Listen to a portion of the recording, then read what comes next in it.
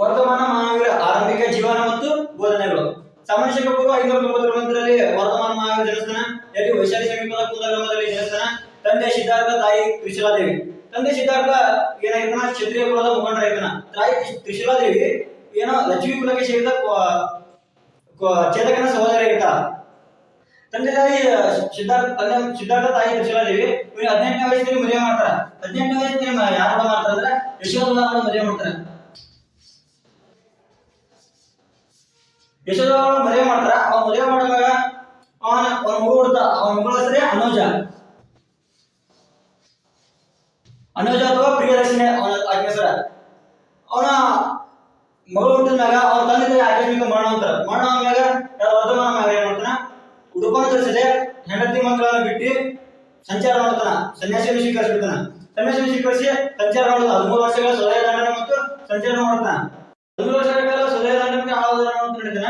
ಮುಂದೇನು ವಿಶಾಖದ 10ನೇ ದಿನ ಅವನಿಗೆ ವರ್ಧಮಾನ ಮಹಾವೀರನಿಗೆ ವೈಶಾಖದ 10ನೇ ದಿನ ಬಿಹಾರ ಸಮೀಪದ ಜುಂಬಿಕಾ ಗ್ರಾಮದಲ್ಲಿ ಅವನಿಗೆ ಜ್ಞಾನೋದಯ ಆಗ್ತದ. ಯಾರಿಗೂ ವರ್ಧಮಾನ ಮಹಾವೀರನಿಗೆ ಜ್ಞಾನೋದಯ ಆಗ್ತದ. ಅವನು ಜ್ಞಾನದ ಆದ್ಮೇಲೆ ಅವನಿಗೆ ಕೇವಲಿನ ಜ್ಞಾನ ಪಡಿತಾನ. ಕೇವಲಿನ ಆಧ್ಯಾತ್ಮಿಕ ಜ್ಞಾನ ಪಡಿತಾನ. ಆಧ್ಯಾತ್ಮಿಕ ಜ್ಞಾನ ಪಡುವಾಗ ಕೇವಲಿನ ಅಂದ್ರ ಸರ್ವಜ್ಞ ಎಲ್ಲವನ್ನು ತಿಳಿದವನು. ಇನ್ನ ಯಾರು ಅಥವಾ ಇಂದ್ರಿಯಗಳನ್ನು ನಿಗ್ರಹಿಸಿದವನು. ಅವನ ಸಮಾಜಕ್ಕೆ 527ರಲ್ಲಿ ಮರಣ ಅಂತಾನ. 72ನೇ ವಯಸ್ಸಿಗೆ 527ರಲ್ಲಿ ಮರಣ ಅಂತಾನ. ಮರಣ ಅಂದ್ರೆ ಎಲ್ಲಿ ಮರಣ ಅಂತಂದ್ರ ಬಿಹಾರದ ರಾಜಗುರು ಸಮೀಪದ ಪಾವ ಎಂಬಲ್ಲಿ ಮರಣ ಅಂತಾನ. ಕೋಸಲ ಮಗಧ ವಿಧೇಯ ಆಂಧ್ರಗಳಲ್ಲಿ ಜೈನ ಧರ್ಮವನ್ನ ತತ್ವವನ್ನ ಪ್ರಚಾರ ಮಾಡ್ಕೋತ ಹೊರಡ್ತಾನ. ಹೊರಟಾಗ ಅವನಿಗೆ 72ನೇ ವಯಸ್ಸಿನಲ್ಲಿ ಮರಣ ಅಂತಾನ. ಸಮಾಜಕ್ಕೆ 527ರಲ್ಲಿ ಅವನು ಮರಣ ಅಂತಾನ. ಮರಣ ಅಂತಾನ. ಹೋದ್ಮ್ಯಾಗ ವರ್ಧಮಾನ ಮಹಾವೀರ ಮತ್ತು ಗೌತಮ ಬುದ್ಧ ಇಬ್ರು ಒಂದೇ ಸಮಕಾಲೀನವರ ಇರ್ತಾರ. ಆದ್ರೆ ಇಬ್ರು ಒಬ್ಬರನ್ನು ಭೇಟಿಯಾಗಿರಲಿಲ್ಲ.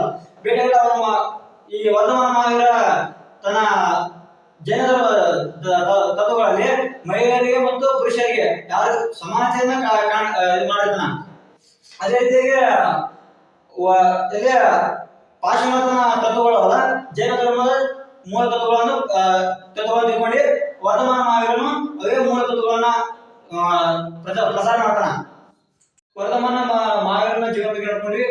ಅದೇ ರೀತಿಯಾಗಿ ಬೋಧನೆಗಳು. ವರ್ಧಮಾನ ಮಹಾವೀರನ ಬೋಧನೆಗಳು ಅಂದ್ರ ಪಾಶ್ಚಿಮಾತ್ಯನ ತತ್ವಗಳನ್ನೇ ಸ್ವೀಕರಿಸಿ ಅವುಗಳನ್ನೇ ಸೇರಿಸ್ಕೊಂಡು ವರ್ಧಮಾನ ಮಹಾವೀರ ಒಂದೇ ಒಂದು ಅಚೀವ್ ಮಾಡ್ತಾನ. ವರ್ಧಮಾನ ಮಹಾವೀರನ ತತ್ವಗಳಂದ್ರ ಸತ್ಯ, ಅಹಿಂಸೆ, ಆಸ್ತೆಯ, ಅಪರಿಗ್ರಹ, ಬ್ರಹ್ಮಚರ್ಯ. ಸತ್ಯ ಅಂದ್ರೆ ಸತ್ಯವನ್ನು ಹೇಳೋದು, ಸುಳ್ಳನ್ನು ಹೇಳೋದಿಲ್ಲ. ಆಸ್ತೆ ಅಂದ್ರೆ ಕಳ್ಳತನ ಮಾಡೋದಿಲ್ಲ. ಮತ್ತು ಅಹಿಂಸೆ ಅಂದ್ರೆ ಹಿಂಸೆಯನ್ನು ಮಾಡಬಾರದು. ಅಹಿಂಸೆ ಅಲ್ಲೇ ವಾಕ್ಯದಾಗಿಲ್ಲ. ಹಿಂಸೆಯನ್ನು ಮಾಡಬಾರದು. ಅಪರಿಗ್ರಹ ಅಂದ್ರೆ ಹೆಚ್ಚಿನ ಹಣವನ್ನ ತ್ಯಜಿಸೋದು. ಆಸೆಯನ್ನು ಹೆಚ್ಚಿ ಇದು ಮಾಡ್ಕೋದಿಲ್ಲ. ನಾವು ಬೇಕಾದಷ್ಟು ಹಣವನ್ನು ಇಷ್ಟೇ ಈಡೇರಿಸಿಕೊಳ್ಳೋದೇ ಅಪರಿಗ್ರಹ. ಬ್ರಹ್ಮಚರ್ಯ ಅಂದ್ರೆ ಪ್ರಾವಿತ್ರ್ಯತೆಯನ್ನು ತೋರಿಸೋದು. ಅದೇ ರೀತಿಯಾಗಿ ಅವನ ತ್ರಿರತ್ನಗಳು ಹೇಳ್ತಾರ. ಸಮ್ಯಕ ಜ್ಞಾನ, ಸಮ್ಯಕ ನಡತೆ, ಸಮ್ಯಕ ನಂಬಿಕೆ, ಜ್ಞಾನ ಮತ್ತು ನಡತೆ. ಇವು ಮೂರನ್ನ ತ್ರಿರತ್ನಗಳು ತಗೋತಾನ. ಸಮ್ಯಕ ಜ್ಞಾನ ಮತ್ತು ಸಮ್ಯಕ ನಡತೆ, ಸಮ್ಯಕ ನಂಬಿಕೆ. ಅದೇ ರೀತಿಯಾಗಿ ವರ್ಧಮಾನ ಮಹಾವೀರನ ಏನೋ ಪ್ರಾಣಿಗಳನ್ನ ಹಿಂಸಿಸಬಾರ್ದು. ಪ್ರಾಣಿ, ಪಕ್ಷಿ, ಕಲ್ಲು, ಮಣ್ಣು ಇವನ್ನ ಜೀವಗಳ ಸಂಬಂಧ ಅವುಗಳನ್ನು ಹಿಂಸಿಸಬಾರದು ಯಾರು ವರ್ಧಮಾನ ಮಹಾವೀರ ಹೇಳ್ತಾನ. ವರ್ಧಮಾನ ಮಹಾವೀರನು ಜಾತಿ ಪದ್ಧತಿಯನ್ನು ಖಂಡಿಸ್ತಾನ.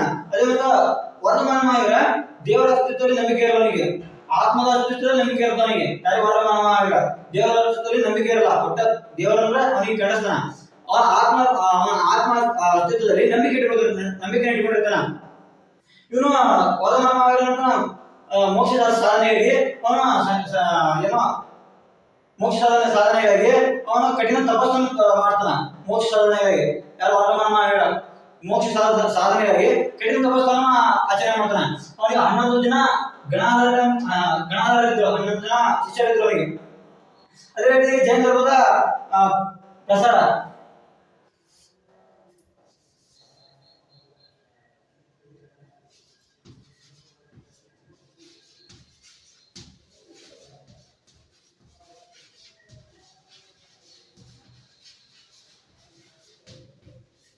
ಜೈನ ಧರ್ಮದ ಪ್ರಸಾರ. ಈ ಜೈನ ಧರ್ಮ ಪ್ರಸಾರ ಫಸ್ಟ್ ಹೋಗ್ಬೇಕಂದ್ರೆ ಆರಂಭದಲ್ಲಿ ಜೈನ ಧರ್ಮನ ಯಾರು ಏನ್ ಮಾಡಿದ ವರ್ಧಮಾನ ಮಹಾವೀರ ಕೋಸಲ, ಮಗಧ, ವಿದೇಹ, ಆಂಗ್ಲಗಳಲ್ಲಿ ಇಟ್ಟೆ ಮಾತ್ರ ಸೀಮಿತ ಆ 4 ಪ್ರದೇಶಗಳಲ್ಲಿ ಇಟ್ಟೆ ಏನೋ ಜೈನ ಧರ್ಮದ ತತ್ವಗಳನ್ನ ಪ್ರಸಾರ ಮಾಡಿದ್ದಾನ.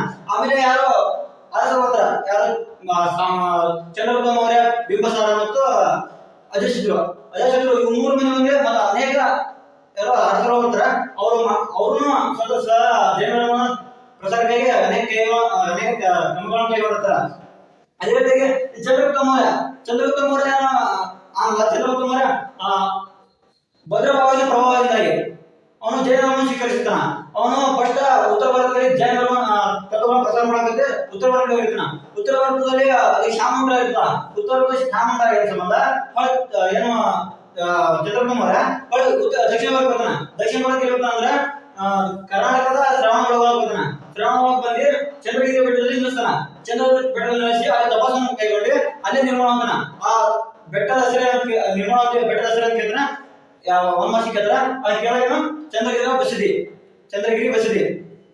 ಅದೇ ರೀತಿಯಾಗಿ ಇವು ಜೈನ ಧರ್ಮದ ಪ್ರಸಾರಗಳದು. ಇನ್ನು ಮತ್ತ ಜೈನ ಧರ್ಮ ಎಲ್ಲೇ ಸಭೆಗಳು ನಡೀತಾವ.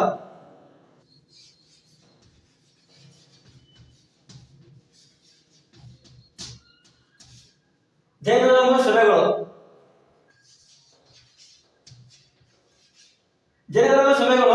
ಎಲ್ಲಿ ನಡೀತಾವ? ಪ್ರಶ್ನೆಗಳು ಪಾಟಲಿಪುತ್ರದಲ್ಲಿ 1ನೇ ಸಭೆ.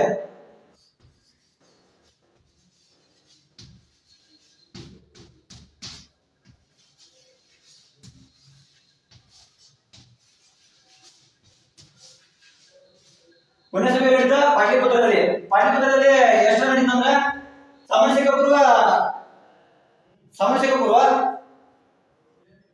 300ರಲ್ಲಿ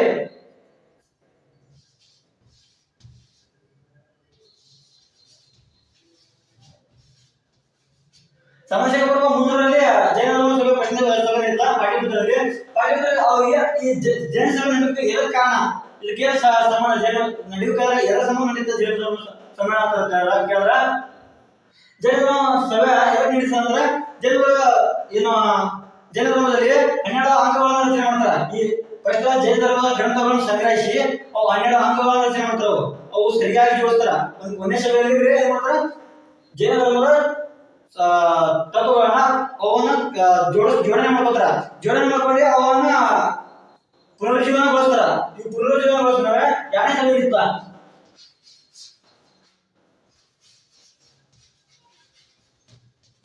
2ನೇ ಸಭೆ ನಡೀತಾ ಅಂದ್ರೆ ಗುಜರಾತ್ನ ವಲ್ಲವಿಯಲ್ಲಿ ನಡೀತಾ.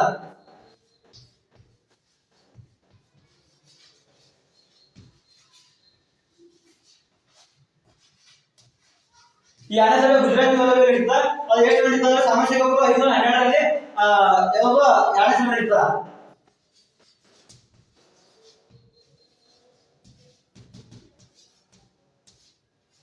ಇದು 2ನೇ ಸಭೆ ನಡೀತಾ.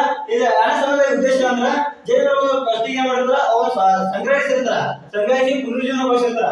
ಈ 12 ಅಂಗಗಳನ್ನು ಸಂಗ್ರಹಿಸಿ ಪುನರುಜ್ಜೀವನಗೊಳಿಸಿರ್ತಾರ. ಅವುಗಳನ್ನ ಕ್ರಮಬದ್ಧವಾಗಿ ಇರ್ತಾರ 2ನೇ ಸಭೆಯಲ್ಲಿ. ಈ ಜೈನ ಧರ್ಮದ ತತ್ವಗಳನ್ನ ಅವು ಕೂಡಿಸಿ ಅವನ್ನ ಕ್ರಮಬದ್ಧವಾಗಿ ಜೋಡಣೆ ಮಾಡ್ತಾರ. ಇದೇ 2ನೇ ಸಭೆ ಮಾಡ್ತಾರ. ಇನ್ನು ಮತ್ತೆ ಅದೇ ರೀತಿಯಾಗಿ ಜೈನ ಧರ್ಮದ ಪಂಗಡಗಳು ಯಾವುದು? ಶ್ವೇತಾಂಬರ, ದಿಗಂಬರ.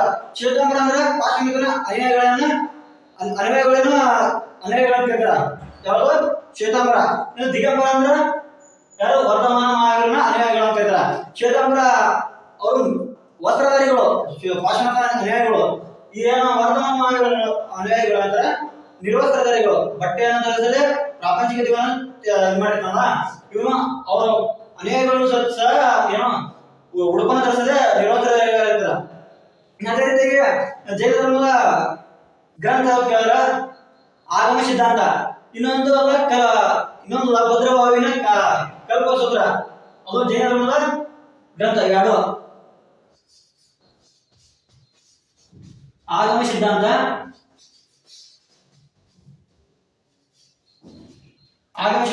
ಮತ್ತು ಅದೇ ರೀತಿಯಾಗಿ ಇನ್ನೊಂದು ಭದ್ರಭಾವಿನ ಕಲ್ಪಸೂತ್ರ.